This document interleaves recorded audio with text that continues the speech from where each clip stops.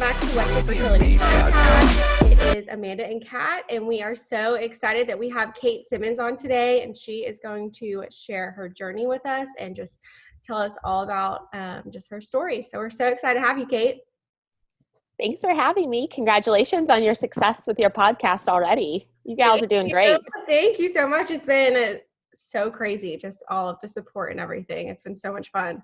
So I'm going to just kind of jump in and actually just kind of put it on you, Kate. I want you to kind of share with us just your journey and just kind of tell us like what your struggles were with infertility, your diagnosis or whatever it may be. Just kind of share your story with us. Okay, sounds good. Thank you for having me. Really appreciate you guys having me on the show. So Chad and I got married June 2018. My bad. And, I just finished anesthesia school. Chad had, been out of school for just like a year or two. So we were, just going to enjoy marriage for a little bit. By, February 2020, we were ready to start trying to have kids. I've never been the person that could just like maybe wing it. Like I always had to have a plan. So it's either you're all in or not. So that's you are our girl then. You are our girl. Yeah. So Catherine and I, so we get it. So I was kind of ready already because, we got married in the Catholic Church. So you have to take a class before you get married. And they talked to us about the Creighton model then. And it was something I was interested in from our like premarital class. So I had been charting with Creighton, which is a form of like natural family planning that uses cervical mucus as an indicator. And kind of, I guess, to talk a little bit before we started trying, I had been charting since that class. So I guess like maybe May 2018. And as I said, the cervical mucus is like the main indicator. I didn't ever make much. So as we were TTA, trying to avoid is how we talked about it with my instructor, it wasn't a big player. There's one OBGYN, to my knowledge, in the Charleston area that reads Creighton charts. Her name is Dr. Stroud.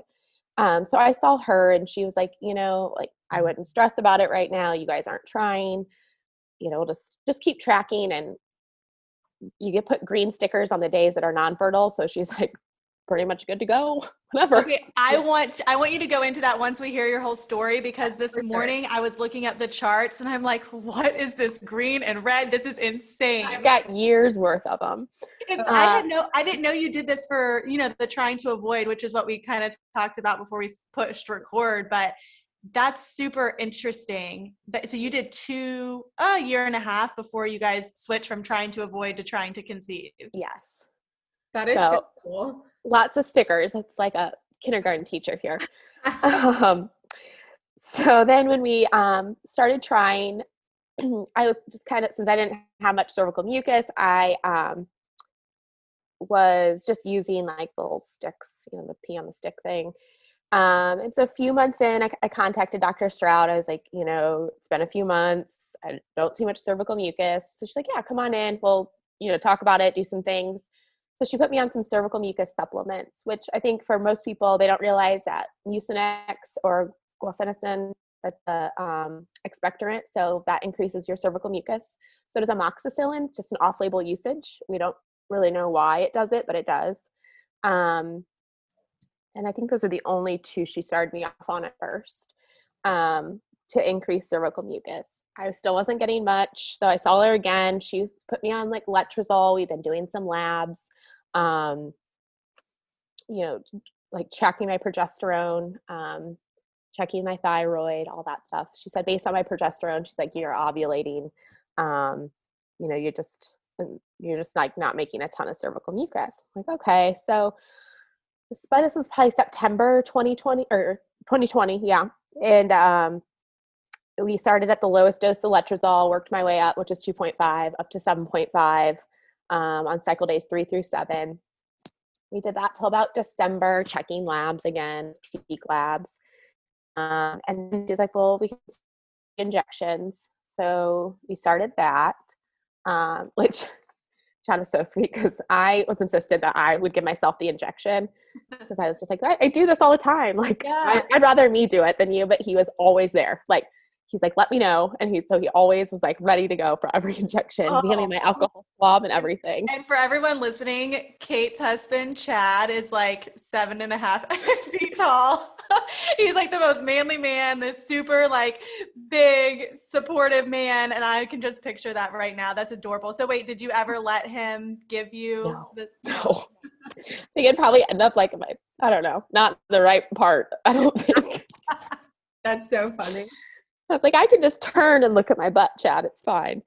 So, and I had to do it at a friend's wedding so when Chad couldn't come in the girls' bathroom, Lindsay actually came in there with me to help me with my injection. So I've had good support along the way. So I guess it takes us to like January already, 2021. Not much left, just kind of adding things as we go, checking my charts.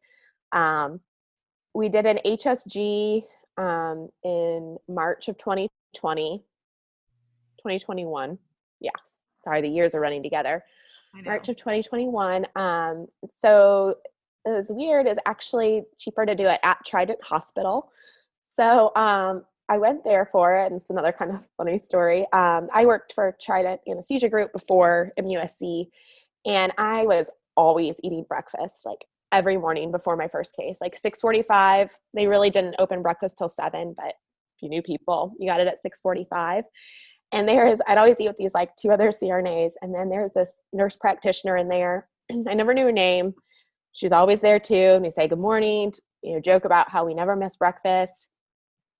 So fast forward to my HSG, I walk in, and there's that nurse practitioner that I eat breakfast with every morning. Oh my God. That's gonna do your HSG. Yeah, she explained everything so great. It was honestly like, it was a good experience overall. She did a great job. Can I ask you about that? Because I've had an HSG. Amanda, have you? I did, yeah. And I did it, I'm assuming we both did it in the outpatient setting. Was it being in an inpatient setting, like, was there anything different? Did they give you any drugs for it, or it was just? No, it was just a billing issue. They said somehow it's cheaper to do it at Trident Hospital than like at Summerville Women's Care. Sure. Okay. Which was so weird. Yeah. But no, they didn't give me like anything. It was still really quick and all that. It was just busier, But so I made a joke. I was like, oh, you know me on a lot different level now when I see you at breakfast next time, because I was still doing like locums work at Trident. And then she was also pretty funny. She made a joke like, she's in my cervix. She's like, it's not fair that we have to go through this, but for men to get tested, it's just something that they do every day anyways. No, I was like, and I'm like so nervous, like trying to remember to breathe. And I'm like, oh, that was actually pretty funny. That was a good one.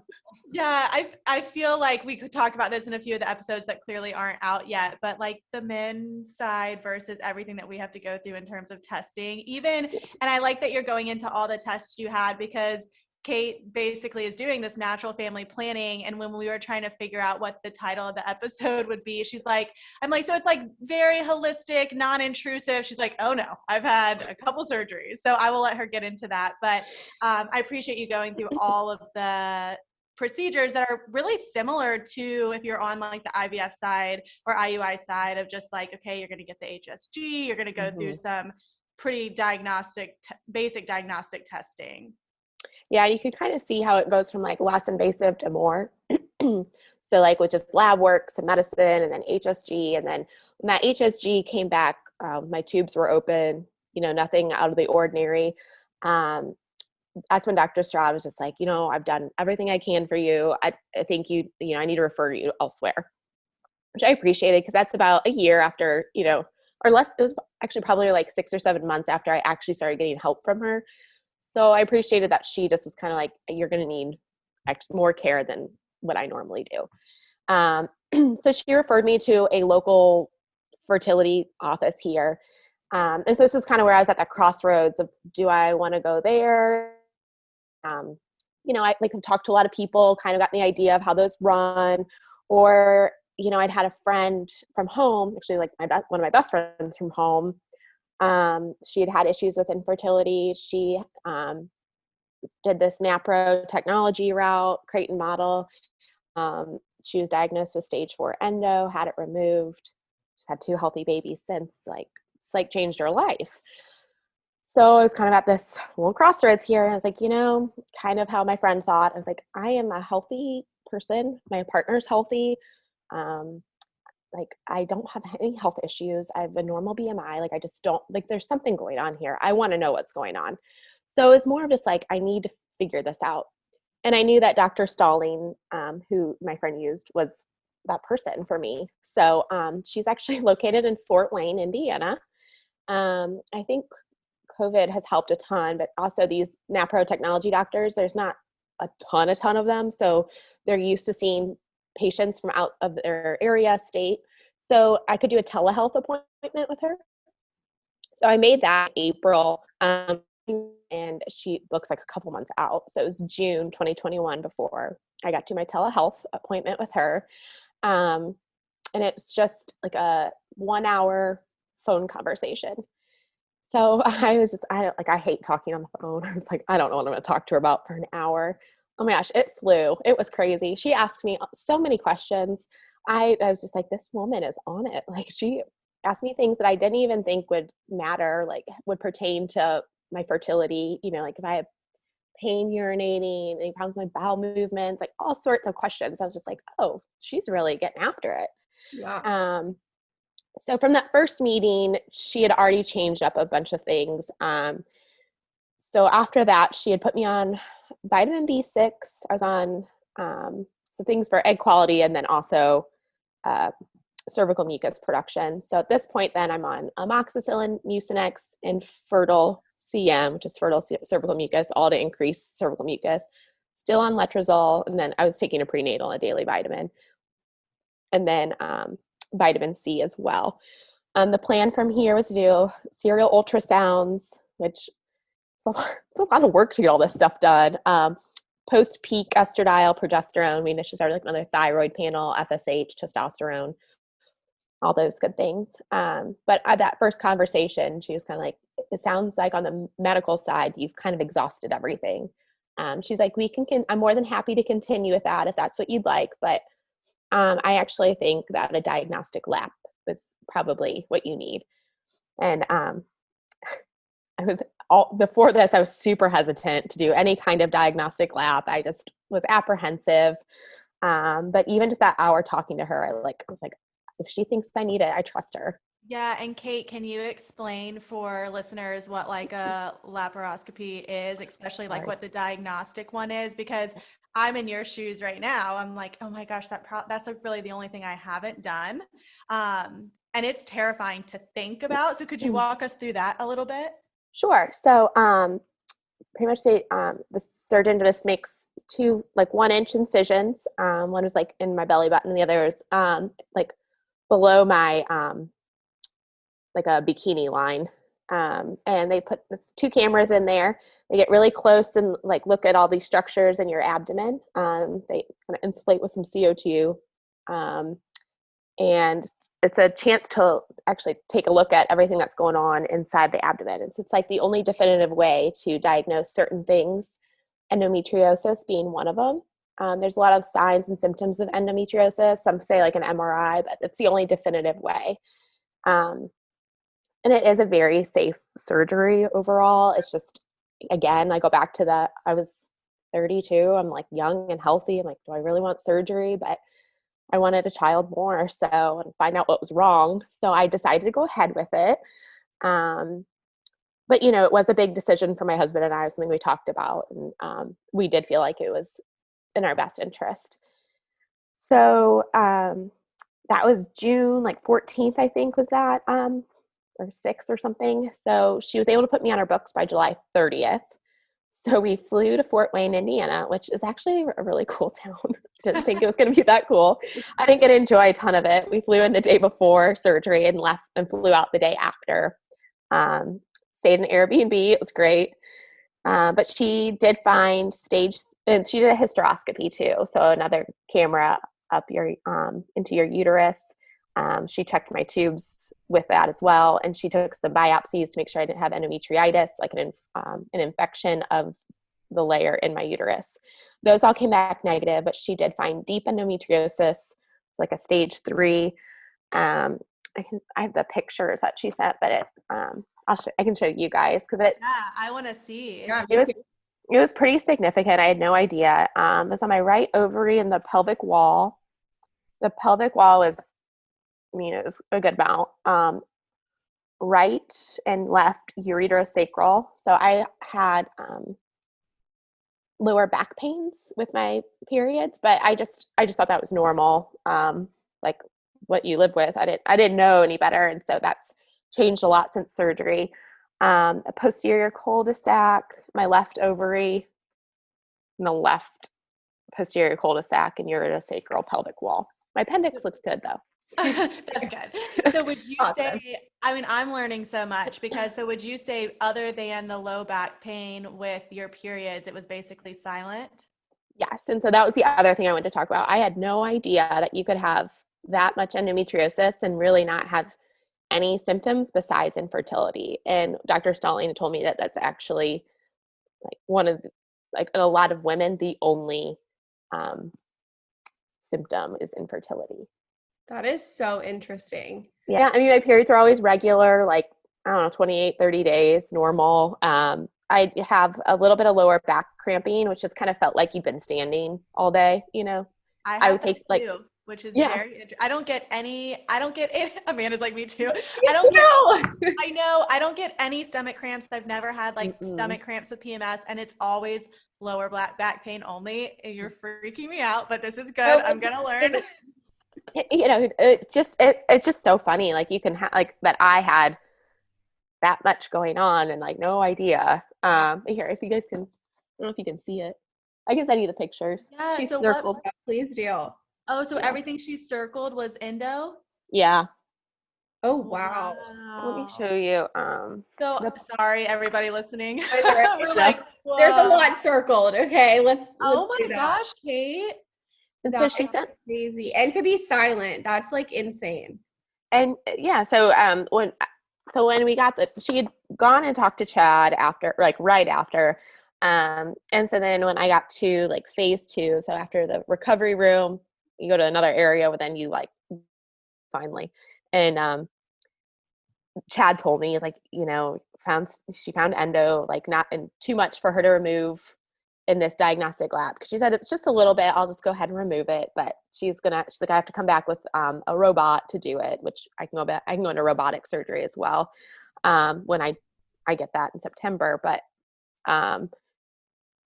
you know, I initially cried because I was like, another surgery, but then I was also happy to have a diagnosis and something that we can treat and hopefully fix. But I did know already that it's pretty much like a lifelong disease, that you can remove it, but it will come back.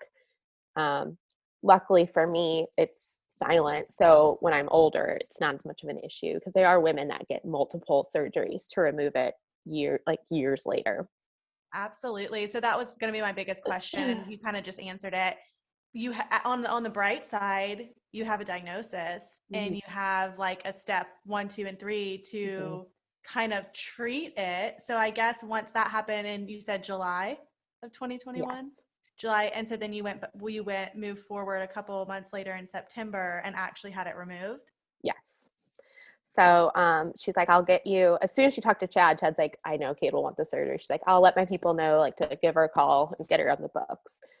So, and actually, just for anyone out there, like, my recovery from the diagnostic lab was great. I, you know, we flew home the next day.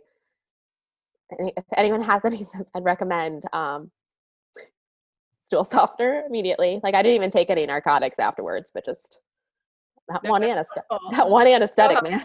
Yeah. Yeah. And then I didn't take it, but like Gas X a lot, because they use that gas to insufflate, that it helps remove it, because it is kind of a weird feeling to feel that gas before it leaves your body. That's actually exactly those two things are what Amanda suggested for me after they do the egg retrieval, because kind of similar thing, like they're in train air. Yeah. It's so, but like my recovery was really great. Back to work on Monday. Wow. So Friday surgery, back to work on Monday.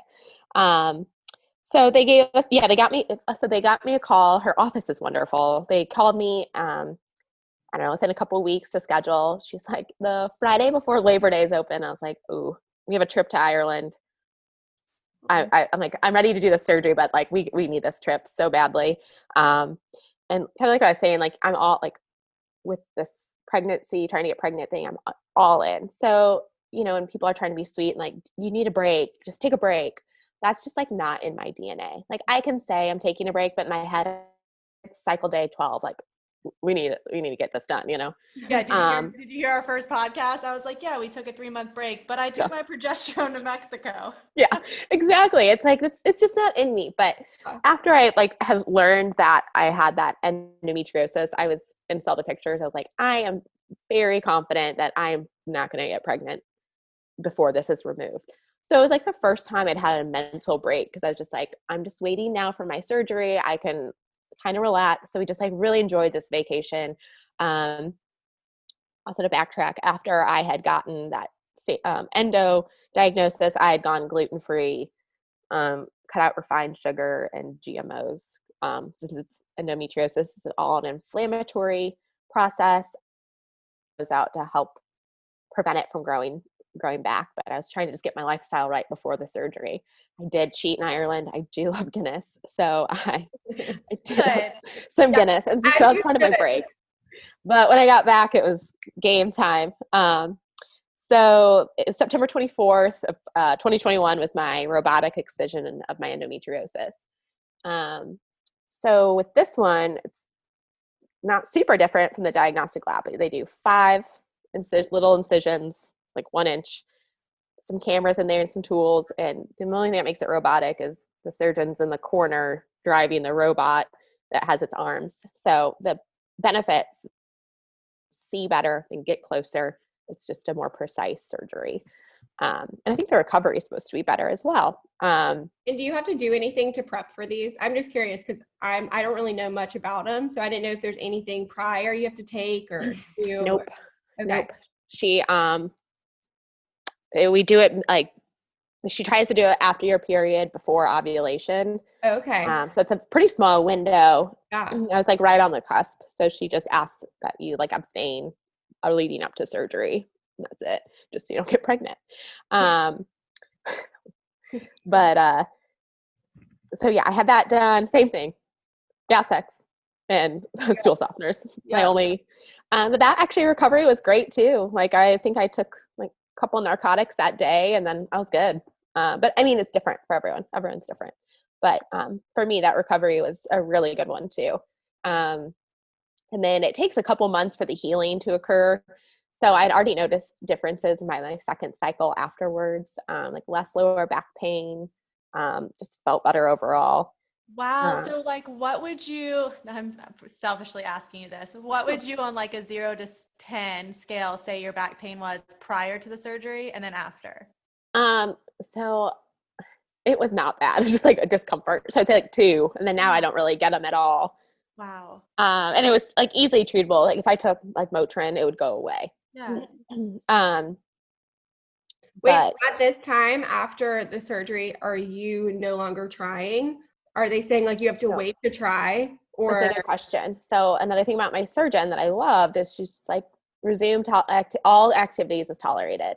So we actually tried that cycle. Wow, didn't happen for us, but and again, I could like, she had like, I was back at the gym like Tuesday, my surgery was Friday. So I like loved that she just was like, you know, as you feel ready to do all the things you normally do it, because I was off from work for 2 weeks. I was really lucky that when I had that short window of my first surgery to my second surgery, I was just kind of telling my boss what was going on. And he was like, if you need 2 weeks, like the doctor says, take them. So, like I had 2 weeks off work to recover from it. So, I mean, I think me returning to exercise was part of my recovery and just going back to my normal life. So, yeah, I was really lucky from that work standpoint too. I was just saying, even like emotionally, because like even if you feel better physically, I feel like emotionally taking those 2 weeks could be so helpful. Yeah, exactly. Because I would like hit my on something and I'm like, oh, yeah, those incisions are not quite healed yet. Soft spot. Surgery. Yeah. So that was in September. Gosh, Yeah. I feel like we're still in December of last year. I know. So it's been like what, 4 months since then? And I know you guys tried the first month, September, October. So yeah, so I'm still on all those medications, doing mid-cycle ultrasounds to look at follicles, how thick my lining is, all the post-peak labs. The gals at Rutledge Tower know me pretty well these days. And I am pretty lucky too that I can just kind of bop over from work and get my labs done. My job doesn't allow me to just take like a quick lunch to do things. So I have a lot of great coworkers that help me with that as well. And I think through this process, I've kind of just like shifted my whole thinking of pregnancy and conception, where you used to think I was just like pregnant, like getting pregnant was just something that happened. You have sex and you get pregnant. But now I think, especially with this treatment, I've realized that there's a lot of things that have to fall into place perfectly for you to conceive and then for that embryo to even implant. For instance, sorry, go ahead. Oh no, I was going to say, I think that's a perfect kind of transition into, if you can explain to everybody like the Creighton model and what you're saying of everything has to fall into place. And it, like I said in the very first episode, we like would have sex and my period would be like 3 days later and I would take a pregnancy test the next day. Yeah, that was funny. I'm just like, oh, I don't know. But there's really like 5 to 7 days that you really are fertile. Yes. And then everything has to be like optimal working conditions. All systems go for it to work. Cause even after my surgery where I was like, all right, I'm healed. And it's like, I'm ready. And then I'm still getting my labs and my estradiol is double what it's supposed to be. And I'm like, what is going on here? And they're like, it's okay. She always starts with like something more natural. So she's like, just increase your cruciferous vegetables, which I was like, all right, I'm going to Google cruciferous. I don't know what that means. So I'm going to Costco buying like bags of cauliflower, Brussels sprouts, and I have to eat those like post-peak. So I'm making all rice. So I'm being gluten-free. We've been eating a lot of rice. I'm like, okay, it's all cauliflower rice now. So making that all at home and like eating Brussels sprouts. Poor Chad, I was so gassy. Oh, so much. And so my estradiol is still so high. She's like, we'll start you on estradiol, which is another supplement that metabolizes estradiol. So the last 2 months, it's been within normal range, which I literally had to cut it in half, which is crazy. So I'm very thankful that I'm responding to the estradiol. But it's just like another thing to add to like the list. But you get used to all the medications each day, and it's kind of like I feel like at work someone's like, what day is today? I'm like, cycle day 10, and I'm like, I can relate to that. January 3rd. Yes, right. Oh, sorry. Yes, we're in months here. Yeah. So as you're speaking through all this, and it sounds like she's like almost daily monitoring you in a sense, what type of physician is this in Indiana? This is the same one in Indiana. Yes. Sorry. That's a great question. So she is an OBGYN. And then she actually did a fellowship at Creighton University at the St. Paul VI Institute in NaPro technology, which I think a lot of it focuses on robotic surgeries. She did a surgical fellowship as well as the medicine side of NaPro. So it's just an extra fellowship that an OBGYN does. So she does deliver babies as well. But then she also does a lot of this like infertility treatment, surgery stuff too. Which is so unique because it is. You see an OB and they're not going to touch the trying to conceive past, like that very initial phase, or then you're seeing an REI and they're not going to deliver the baby. So that's very unique. Yes. And I just feel very lucky too, because like every service they've had that isn't covered by insurance, which is very few things. Like my telehealth appointment, they didn't bill insurance for, but it was I think it was like $200, which as an hourly rate is not that much money, like I think that's very reasonable, but everything else has been covered, my surgeries, because you get a medical diagnosis, they're treating something. So everything is submitted to insurance and covered. And so, I mean, that's just been like a huge like relief because, the minute something says infertility, it's like rejected, but she's treating endometriosis or hormone imbalance. So it's just been super helpful. And then they even offer, so obviously if I were to get pregnant, she can't deliver my baby, but they will do progesterone monitoring during pregnancy because they do a lot of progesterone supplements for their patients that do get pregnant, because I think they have found that a lot have issues with progesterone, especially if they've had fertility issues in the past. Absolutely. So can you walk us through, so let's say tomorrow is cycle day 1. Could Yes. you walk us through like a cycle day 1 through, we're just going to go on average 28, what that looks like in terms of, and it can be generalized, but like what labs you're getting in those 28 days, kind of what that monitoring looks like in terms of just how many times you're having to go get your blood drawn, what you're putting into your body, how many times you're being in contact with the physician? Yeah. So cycle day 1, I'm catching my breath because it means I'm starting another cycle. So I probably cried once, and then I am going to just get my mind right for the next one. So I'm actually going to take some time and enjoy, because I'm on my period. So I don't have to be as crazy about my tracking of my cervical mucus, because you're not having it right then. You can have it in the last couple of days of your period, but I have never had that, so I don't worry about that. So it's kind of like a couple of days off. Cycle day 1, I am submitting my last month's chart, my medication record, to the nurse's office, because they do offer a cycle review each month, again, that they bill for insurance with the nurse. And my nurse has been wonderful. She communicates with Dr. Stalling about everything that's gone on that month. They talk, and then she and I meet through like a telephone conversation. But I submit all that cycle day 1. And then cycle days 3 through 7, I am taking my letrozole, which I've been at 5 milligrams for a while. And then cycle day 8, I start my cervical mucus supplements, and those go till peak +3. So my peak day is the most fertile mucus I make for the full month. I'm going to ask you something right then, just because how it differs from like, let's say like for what I'm doing right now is kind of like cervical mucus monitoring, but also taking like peeing on a OPK or like ovulation prediction stick. That's completely taken out of this model. Is that correct, to get your peak?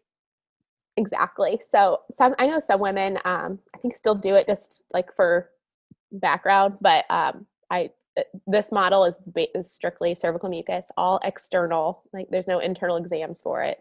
The biggest thing is just making sure you don't miss an observation. So every time you use the bathroom, before and after, before you shower, get in a pool, each night before you go to bed.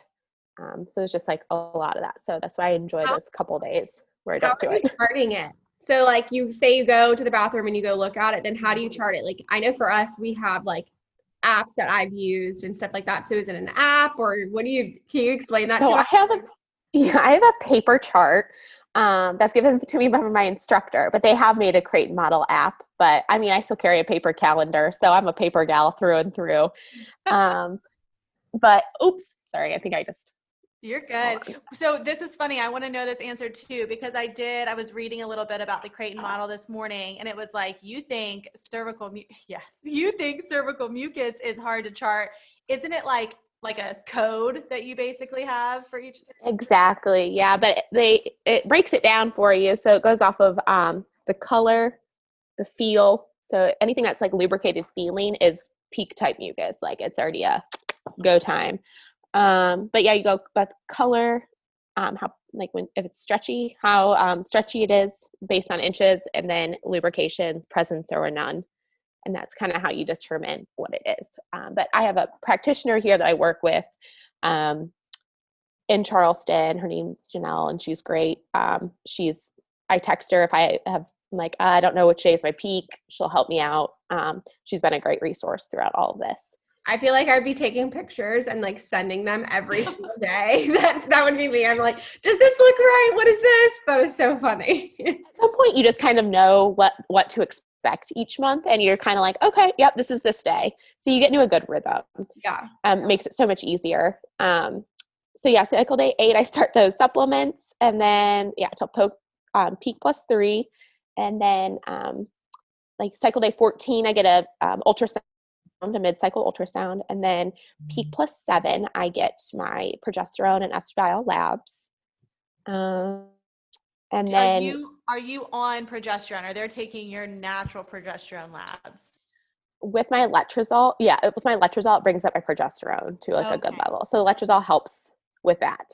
So I don't have to take progesterone during my That's so nice. What are they? Well, I don't know about the letrozole, but at least you don't have to do both. Letrozole's not great. Yeah, I get really sweaty. That's what I've heard. So what are they looking at on the ultrasound in day 14? Follicles, how many I have, lining of my uterus or my uterine lining. I think those are like the big things. Yeah. And then like if I've ovulated or not. So like my last one, she's like, you definitely ovulated plus minus 2 days from cycle day 14. So it was good information to have to help like focus on the days.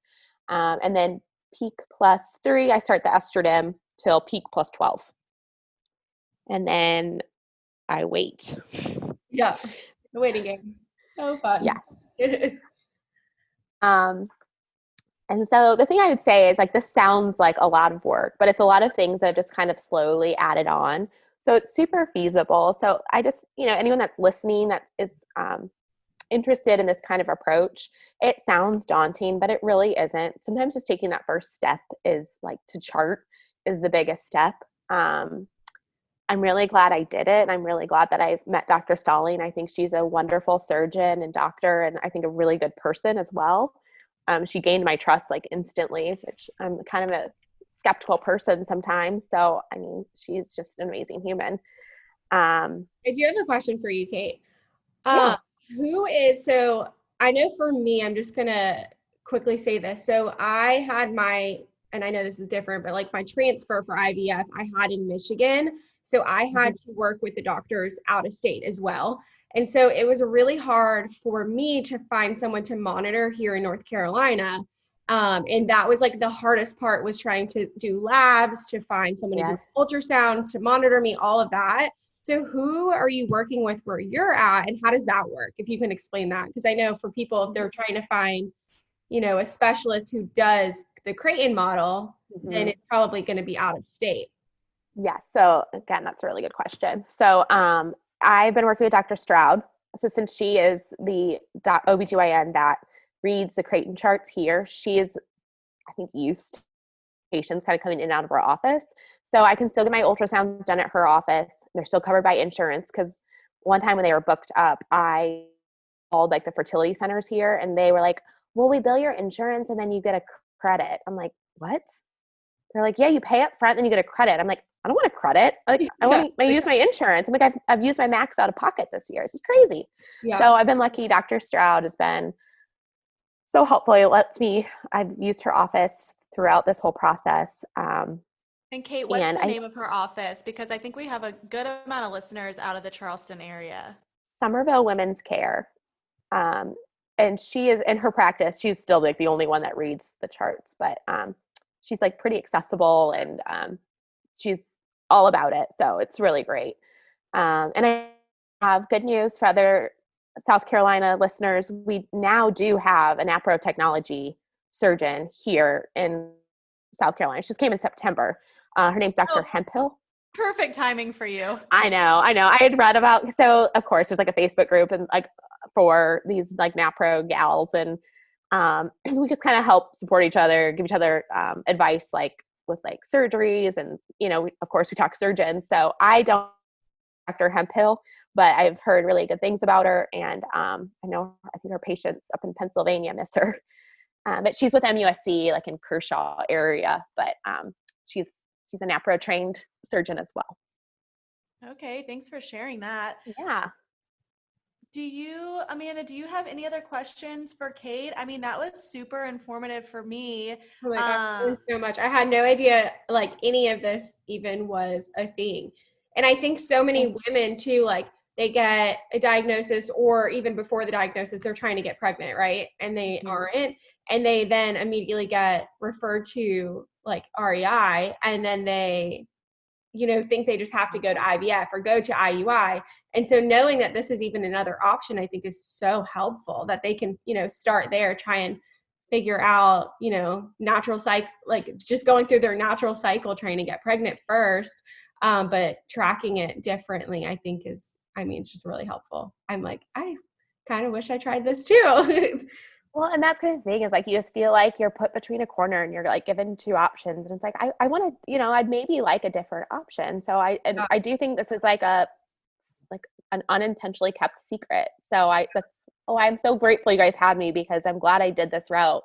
And, I just on the verge of wanting to do something like this too. I hope that it's given enough information to maybe look into it. It seems like a lot of work, but if you think about, I just met Dr. Stelling in June and I had surgery by September, and like all my things are looking so much better, then it's like kind of remarkable how quickly she's worked and from out of state. Yeah, that's amazing. Absolutely. I kind of want to try it too. I feel like I would love to get from you, Kate, just for the listeners too. So we do a blog along with each recording. And so anytime we've mentioned something in the episode, we always link it on our blog. So I'd love to get from you just some of maybe like the link of like the local physicians, the one that you used, as well as I know I just this morning went in and like Googled the Creighton model. I was like looking up images. They have the charts, but I'm sure you could have a link to maybe what that looks like if somebody wanted to try it. And I think what's really neat is basically you could just kind of start by yourself if you wanted to try for like a month or two and just kind of. Yeah, they actually will not recommend that. They are like really want you to use a practitioner, but you theoretically could. Yeah. So let me ask you that. So I was looking it up and it looked like you had to take maybe a course. Did you ever take a course to learn how to read it? Yeah. So Janelle, she's the one that did it. So that's how I got it from that marriage class. That's how I got hooked up with her. But it's on the Charleston Catholic Diocese website. But her name's Janelle Florendo. It's okay if you're saying it. But she is the one that taught me all my charting. And I met with her in person, but now with COVID, she does we do all virtual stuff now. That's what I was going to ask, just for virtual options. So we'll link all of that, but that's worth it to take a quick course to learn how to chart and what the acronyms and everything. Cause I've saw them. It's like, I don't know how you write it out, but it looks like it's like a code that you get every single day. It's funny. And the little babies that you do for your fertile day is pretty funny. I was wondering what those were. So, and that was another interesting thing is I read through it and I think I wrote it down, but maybe not. And I did notice that it said like there's specific charts for women that have reoccurrent miscarriage, and they look very different than somebody that's maybe just suffering with infertility. And I wasn't going to ask you all those questions because you haven't gone down that route, but yeah. And that's part of them being able to read these charts. So mine was before I went gluten-free and stuff, mine had a lot less cervical mucus. So you can see mine here. Oh, that is a chart. So I ran out of stickers, so I had to use my nephew's markers here when I was out of town. But yeah, so the white. So what is the white babies are peak type mucus, and then green babies are just fertile days. So. Okay, y'all, for everyone listening, it honestly is like a huge chart, and it has different colors, different numbers for days. It's fun to look at. And then it has even little pictures of little babies. Yeah, it does. Your extra fertile days. So yeah, since they treat so many different things and fertility issues, but also like PMS, PMDD, postpartum depression. They can look at charts and do labs and stuff to help treat that with hormonal therapy as well. So there's all sorts of things these charts can tell. I just don't know their secrets because I haven't been trained. But my cycle is actually shortened since surgery. So she thinks that it was an inflammatory part from a couple extra days from the endometriosis. And then my mucus has increased since going gluten-free, actually. That's incredible. Well, we obviously wish you the best of luck here in the next couple cycles. Thanks. Do you have anything else you want to share with our listeners? I think you did a really good job about just explaining what the Creighton model is and who it's for, but any other words of advice? Oh, thanks. And, if anyone's interested and has other questions for me, you can email me. If you want to share my email, that's totally fine. You can ask me anything. I'm pretty much an open book. So thanks for having me, guys. Awesome. Yeah, thank you so much, Kate. We will include her email in the show notes, which will be on the website and on the blog. If you do email me, will you just put in a line, or else I might delete it? Yeah, absolutely. Put interested in Creighton model. Anything that gets my attention, because I get a lot of junk mail. Awesome. Well, thank you so much, Kate. We really appreciated having you. And I know Amanda and I personally learned a ton about this new model. Thanks, guys.